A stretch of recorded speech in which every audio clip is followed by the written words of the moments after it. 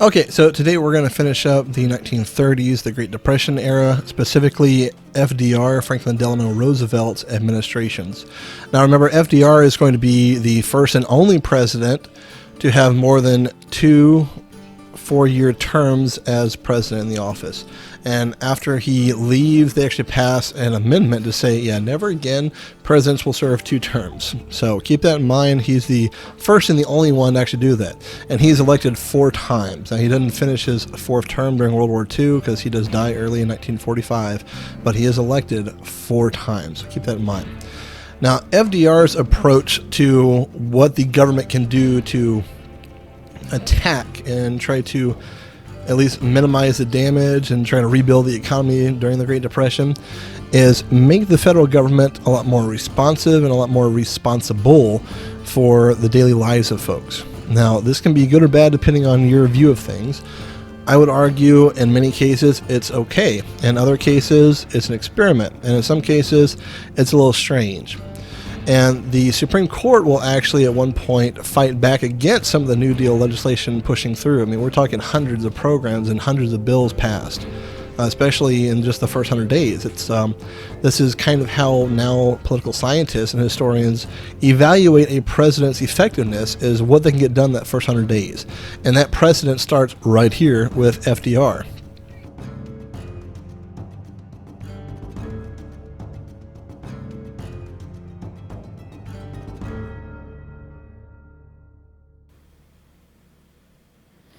All right, so let's take a look at FDR's infamous first 100 days. Again, this is going to become the standard by which we now rank presidents' early capabilities. And, you know, it's also kind of telling on how much goodwill does the administration carry from the election. For instance, Congress tends to be a little more understanding and agreeable with a new president for his first 3 or so months. And, you know, after that, things kind of tend to revert back to typical partisan politics. But for the first 100 days, there can be a lot done, and a lot is evaluated and a lot is said about every administration since FDR and what they get done those first 3 or so months. Now, with FDR, because he's going to be the first one to get evaluated on such a thing, it was a unique moment, remember. There's 25% or so unemployment. There's hundreds of thousands of businesses closed. There's thousands upon thousands of banks gone. There's a lot of money lost from the stock market. There's a lot of income lacking. There's a lot of underemployment in addition to unemployment. We had Mexican repatriation going on, where a lot of people had the idea to say, oh, you know, we need to protect American jobs, and an American should get the job before somebody who looks of Hispanic or Latino culture. And this was a real thing. Mexican repatriation was actually a moment where America actually pushed people, and some of them legal American citizens, especially Mexican Americans, out of the country and back south of the border because of how they looked. So, I mean, there's a lot of serious racial tensions that kind of come to the fore in the Great Depression era. And just comes to show you human nature and a legitimate crisis and a legitimate moment of despair. Anyways, let's get back to FDR here. So from his inaugural address, he sets the tone, and it kind of continues on this positive, promissory note that he had during his election cycle, saying, hey, I'm going to do things to change it. I'm going to use the government to help people, to fix the country and get us back on track to what we were doing long time back. So, in his inaugural speech, has a very famous quote. The only thing we really have to fear is fear itself. It's a very famous line that's used quite a bit, and sometimes maybe out of context, but that's where the speech came from. And to show that he really meant business, on the day of his inauguration, the afternoon, he actually had a justice come in and swear in his cabinet. And that's kind of unusual, and he jokes about it, saying something to the effect that I'm just making sure these guys get paid an extra day or something. But in reality, what he's doing is he's showing that he means business. He wants to get going from day one of his swearing in. Nowadays, on Inauguration Day, presidents go through a dozen, sometimes even more than a dozen balls. And it's fascinating how they actually do that just logistically. I mean, if you can picture it, you're going to basically sometimes change your outfit, but not always, especially for the males. But I mean, the first ladies of the United States and maybe a future female president, just imagine how many times they change in that one afternoon and late into the evening to go to these different soirees and balls all held in their honor. And you can't just say, I'm not going to go to that one. You're going to go because there's so many donors who've done so much for you. There's so many organizations who've done so much to get you elected that it's a real snub in the nose not to go. So just imagine, that's the norm. FDR, however, is like, oh, you know what? Let's get started. So he takes on his election slogan that was to offer America a new deal. And if you remember back with his second cousin, Theodore Roosevelt, a former president in the early progressive era in the 20th century, Teddy Roosevelt had the idea of a square deal for America, and very similar overtones here with New Deal and Square Deal. With the New Deal, FDR doesn't want it to be seen as a charity. Now, a lot of historians and political scientists look at it as the socialization of America, which to an extent, yes, it certainly is. But it's also fair to look upon it as, I think, well-intentioned. We had tried a lot of things and nothing had worked. And FDR is actually kind of loosely quoted by saying that. He's like, don't tell me what economists have been saying for the last 10 years. I've talked to the experts, and everything they've told me hasn't worked. We're going to try something else. So he sets the tone for this New Deal initiative for the next, basically a decade, essentially until World War II breaks out, that we're willing to, as a country and as a federal government, try anything. And we'll give it a fair shot, and if it works, expand it. And if it doesn't work, get rid of it. Because it's not as if every program that was initiated by the New Deal was a awesome program and was there forever. It really wasn't. It was sometimes a devastating program that, again, probably well-intentioned, but that didn't work. So a lot of programs did get kind of tossed aside, and the Supreme Court would also challenge a few of them. We'll get to that. So with this, he sets up not a charity program, he thinks, but more a social duty to use the federal government to do something. In context, we have Hoover in his last budget for the federal government expenditures being about today's equivalent in 2020 dollars of about $4 billion as a federal expenditure. I mean, just imagine that. $4 billion today is what we spend out like a day or so. I'm hoping I'm exaggerating that, but that's money that is very easily just lost nowadays in expenses from the federal government. But that's what Hoover was working with. And FDR is going to expand that largely. So the first thing that FDR does, and this is important to keep in mind, the very first thing that he does is he closes the banks. He calls this a bank holiday and passes a bank relief act as well. And what he ends up doing is he has Treasury officials go throughout the country and audit and certify banks as to whether or not they could reopen. Remember, the initial bank runs that happened in 29 and 30, those had kind of calmed off by the end of 1932. But they had picked up again. And especially after England decided to drop the gold standard internationally, setting a whole lot of problems in motion too, well, there was a new re-emergence of massive bank runs. And it was in even more states, the second wave, right before 1933 in the inauguration of FDR. So he closes every bank in the country down. Every bank just closed by like federal mandate, close your doors.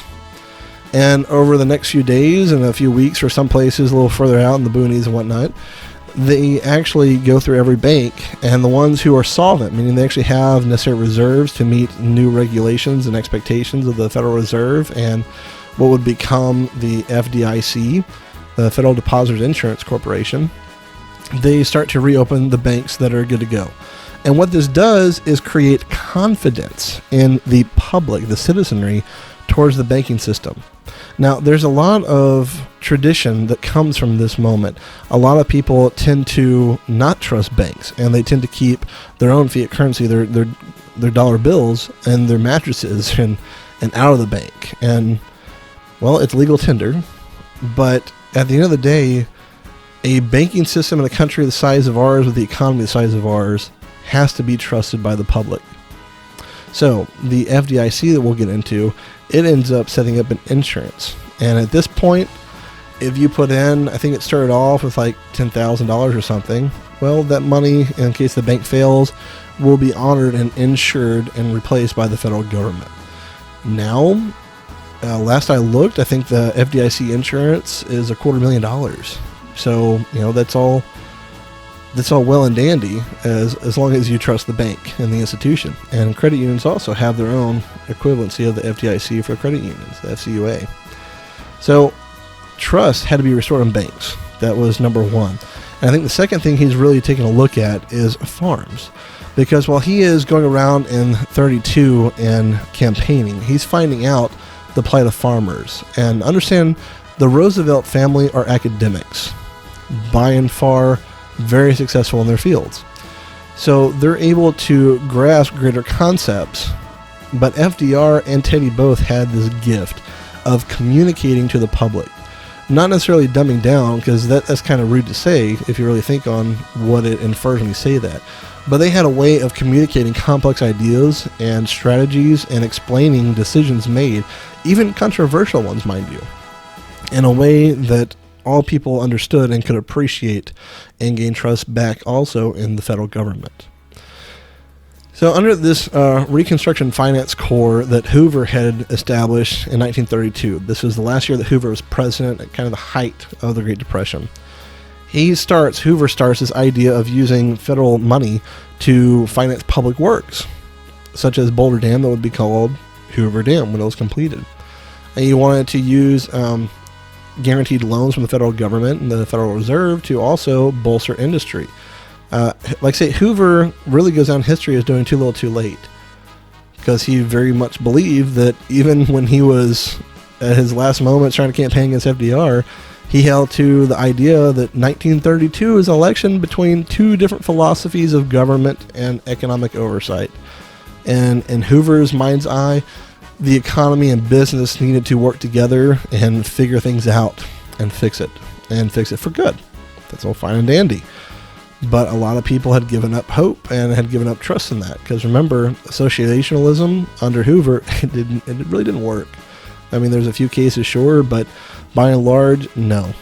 Human greed and bottom line figures for large corporations mattered more. So Hoover had kind of started the idea and the push of this Keynesian economic idea that when there's a recession or a massive depression like this, it is kind of called upon the federal government to go into what we call deficit spending, meaning spending more than we actually bring in from taxes as a country, going into debt essentially as a country here, to bolster the economy and try to set things on the straight and narrow course again. Again, well-intentioned. Sometimes, if you subscribe to Keynesian economics, which I think most people do, then yeah, it's sometimes necessary. And in this moment, 1932-33, I think, yes, it was necessary. So the RFC is also going to try to help out national defenses. FDR is going to largely expand a lot of these programs, except for national defense.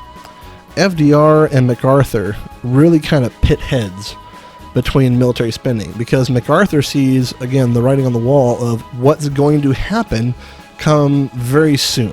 He saw Japan expanding and being very aggressive in the Pacific. He saw the Third Reich in Germany already expanding. He saw what was going on in the Soviet Union and their very aggressive tendencies. And Italy, who had actually started to embrace fascism and totalitarianism before all of them, they're invading Africa. And, believe it or not, Hitler actually originally looks to Mussolini, the prime minister of Italy, as this grand champion of this new movement of totalitarianism, of fascism. So there's a lot of forces that are basically setting up for a war. And FDR actually cuts the military budgets. And, this is not something that MacArthur likes. It's not something that Patton likes, who's in charge of the tank training at the time. And, well, what can you do? So it's an interesting moment that American isolationism and our tax base, we completely retrenched into ourselves as a country, as a society in 1933. And we deal with what we can and we try things out. That's awesome. But a lot of people look at it as not exactly such an awesome moment. All right, so continuing. The New Deal is broken down into three categories historically. We look at them as relief, recovery, and reform. Now, think about what those words mean to you. Relief is really something that you do to just immediately deal with it. You have a headache, you go take an aspirin. You stub your toe or something, you try to straighten it. Something like that, that's a relief. In economic terms for the New Deal, relief measures are those that are supposed to provide immediate assistance and jobs. So that it's going to combat problems that, some money handouts could help out, or not necessarily handouts, but money attached to jobs you would do, and you'd be hired by the federal government or one of the program or agencies who were doing something. So, we take a look at the bank holiday, the first thing that FDR does. That's a relief program, right? It's trying to regain confidence in the banking system by having our auditors with new regulations in hand go and secure what money is still out there in bank reserves and saying whether or not a bank can be trusted because they're either solvent or they're insolvent and they should remain closed. Then we have the Federal Emergency Relief Act and the board that actually comes from that as well. It speaks for itself. The federal monies, this program and this act are actually going to set up a lot of what comes later on in the 1930s. These programs are meant to kind of oversee how money is being distributed. So there's a lot of money that was made available by the Federal Reserve because of what FDR wanted to do and because of what Congress was willing to let him do also. Remember, there's a lot of good graces in the first 3 months of a presidency. And the New Deal programs continue on for a while. And it's not for a while until FDR kind of starts getting heat from both sides. Those who are more left-leaning even than he are saying, well, you're not doing enough. Okay. And those on the more conservative coalition side of things, these were Democrats and Republicans who felt like FDR was fundamentally changing American governance. Well, they kind of combine and ally together, and they're also attacking him from the middle side of our spectrum and from the right with arguments that you're legitimately changing things. So there's a lot of political cartoons that actually attest to this idea that FDR is trying to make himself a king or an emperor or a totalitarian. Maybe they were right. There's a lot of good argument to be made there. But the FARA board is going to really oversee a lot of the future programs, including one of the most successful, the CCC.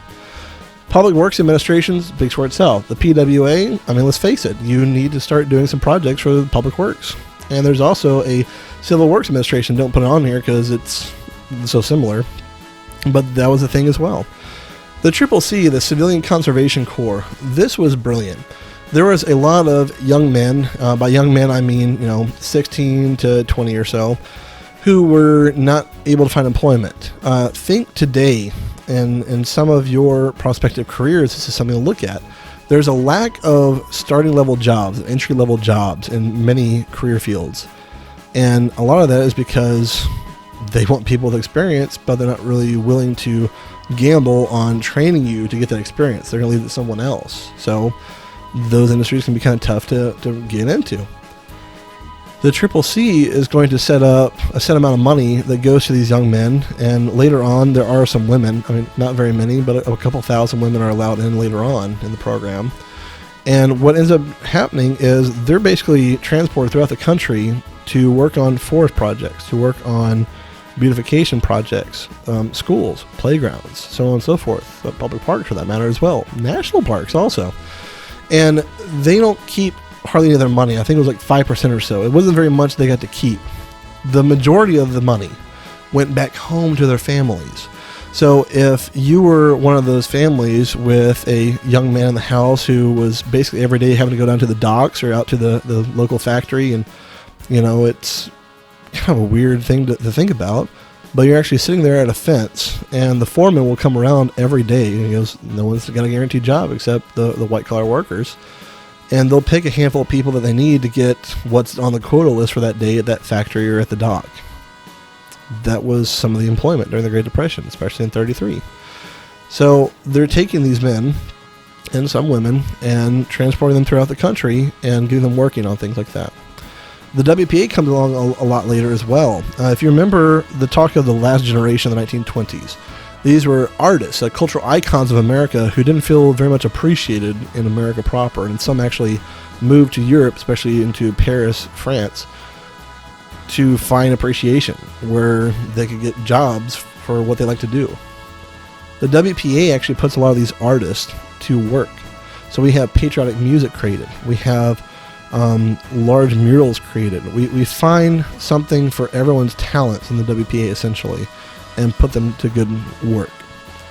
Now, think about if we had programs like that today. Maybe we do.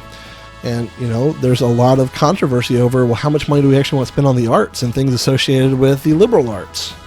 Well, if you don't embrace a country's culture, you forget it and you lose it. And America is supposed to be this melting pot of different people's cultures throughout the world. So, a uniquely American culture is what it is. It is this melting pot. It has a little bit of everything. We have Korean tacos, so on and so forth. We have a lot of food and other parts of culture that take little bits and pieces from everyone else's culture that comes to this country. So the WPA is going to make sure that we don't have another lost generation. Next up, we have recovery programs. Now again, recovery is something you do, after something's hurt and you got to recover. You break a leg, you got to recover it. In this case, recovery for the economic time in the New Deal era is going to try to stimulate the economy and do what it can to end Depression era issues. So the NIRA, National Industrial Recovery Act, sometimes referred to as the NRA, not to be confused with the National Rifle Association. The NRA here is actually trying to help set some prices, to encourage businesses, to encourage local businesses again, basically make it to where entrepreneurs feel confident in rebooting what they were doing in the 20s and earlier, and allowing new people's ideas to have some grounding for it. Then you got to think about the homelessness problem. A lot of banks, they simply owned too much real estate, and county bosses became incredibly wealthy at the height of the Great Depression because they had the assets to buy up all this land. And well, now there's a lot of homes out there, but they're not very much occupied. So the Homeowners Loan Corporation, and more importantly, the Federal Housing Administration, the FHA, still around today, which I would actually call it a reform program now as well. You'll find a lot of these can fit into multiple categories. The FHA is so significant that even today, a lot of first-time home buyers will use it to actually get into their first house, because the federal government uses the FHA to guarantee and insure your loan. And you pay a mortgage insurance premium on it each month also. Kind of unfortunate, but think of the amount of weight and risk that the Federal Housing Administration is taking on your behalf as a first-time home buyer. So a lot of people, even today in the 21st century, use the FHA to get into their first house. It served a lot of good. Then we have the AAA, the Agricultural Adjustment Act. Not sure why I left ACT out, my bad. But anyways, the AAA here, they're actually trying to take a look at farm prices, and they're actually going to start setting up subsidies. These are replacement monies telling farmers, hey, don't grow so much. Don't have so many pigs bred this month or something. And the aim in that is simple economic principle of supply and demand. We want to drop the supply because the demand is there and the demand will probably raise. And as the demand goes up, appreciable amount, we want the payment for your services of farming and your good from farming and herding. We want those prices to come up. We can't be selling apples for 1 to 5 cents a piece, and even look at apples today. A little known fact, bananas seem to be the cheapest thing you can buy at a grocery store. Now we'll get into banana republics later on, but the idea is to keep that price at a place to where farmers still get money. Now, when you're telling a large farmer especially, don't go plant stuff on like 80% of your farm. And, they kind of like scratch their head and be like, well, I don't, that doesn't make sense. It's like it's a sin against what my parents told me on farming if you don't use all your land. And there's an argument for that. But at the end of the day, if you wanted to make money from farming, you had to produce a little less so that prices could come up and you end up making more money. It's all something you can chart out on a graph. The TVA, this is another one of those programs that it can go under recovery and reform. And I tend to put it more in recovery because it was meant to pretty quickly stimulate an area, one of the poorest regions in America and really the world at that time. The Tennessee River Valley in the 1930s was awful. It lacked electricity, heating, it lacked basic logistics. We're talking the radio that was becoming widely used throughout the country was only used in like 1 out of 20 or so houses in the Tennessee River Valley in 1933. So the Tennessee River Valley is going to become a target, and what they end up doing with the TVA here is they modernize it and they give jobs to the people working there and train them how to operate the machinery. So we're talking water mills, we're talking new windmills, we're talking electricity plants, we're talking coal plants, so on and so forth. Whatever you need for infrastructure to modernize the Tennessee River Valley. And it was so successful that the model for it has actually been replicated by many different countries. At the end of World War II, China was actually wanting experts who had worked with the TVA to come and help them rebuild. And those who worked very well with the TVA would also be highly in demand after World War II to help rebuild the economies of places where the Marshall Plan would be investing money into. So the TVA, still around today, by the way, one of those awesome programs in American ingenuity and innovation on modernizing one of the poorest places in the country. Lastly, we have reform programs of the New Deal. Like I say, there's a lot of them, but these are the ones that really stick out to me. We have the SEC, the Securities Exchange Act, Social Security Act, speaks for itself, but remember, Social Security, and I've said this in class for those who take the hybrid class or the in-person lecture classes, Social Security has never been meant to be an actual retirement plan. So get that idea out of your head if you've ever thought that. It's not. Social Security is meant to be a blanket to keep the elderly and the medically disabled from falling below the average poverty line. That's all it's ever meant to be. And it is a very successful program. Think on it. It's a lot of money that comes in from everyone who's earning a paycheck. The problem is, in the future, Congress gets the capability to actually take money out of Social Security and basically give back IOUs on it. And now there's this facade out there that Social Security is bankrupt or will be bankrupt in a short time. It makes a lot of money. A lot of money. The problem is the money is taken from the program and used for other things. That's a problem. So when you really get into Social Security history, for those who want to pursue economics or political science, it's interesting to look at, and it really opens your eyes when you start following the numbers yourself. The SEC is going to be headed up by one of the biggest crooks of the 20s. Anybody want to guess? It's Kennedy's father. So Joseph Kennedy is going to head up the SEC first. And what he ends up doing with it is setting a precedence for a lot of government agencies who, some have already started this by the 1930s, but it becomes much more acceptable afterwards. Let's get the guys who can hack into computers the best in the 21st century and get them to work for the government. That's where this principle comes from. So the SEC gets a lot of folks together and they take a look at what happened, especially from Black Thursday through Black Tuesday in October 1929, and say, let's figure out ways to avoid this. And a lot of what they end up finding out is that money was not there. It was all what we would consider today to be a fake cryptocurrency or something, or a promissory note for future earnings. So the SEC watches for those kind of dangerous transactions.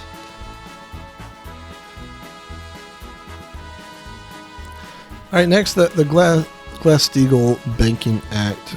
This is an act that really separates the two types of banks. If you look at banking institutions before 1933 with the passage of this act, they were able to be an investment bank and commercial bank in the same building. Now, that doesn't sound so terrible on the surface. But remember, a lot of the investment banks had been doing the same things that individuals and corporations were doing that led to the stock market crash in 1929. And a lot of their depositors, the people that actually were supposed to own the money in the banks, they lost their money because of these very risky investments. So Glass-Steagall is going to take commercial banking and investment banking and split them up and set checks on them and require them, I think, 3 times a year to report on things so that there's some oversight as well. And Glass-Steagall Act, most importantly for banking confidence along with the banking holiday, leads to the FDIC and the FCUA. And like I said, you can't say enough about the FDIC.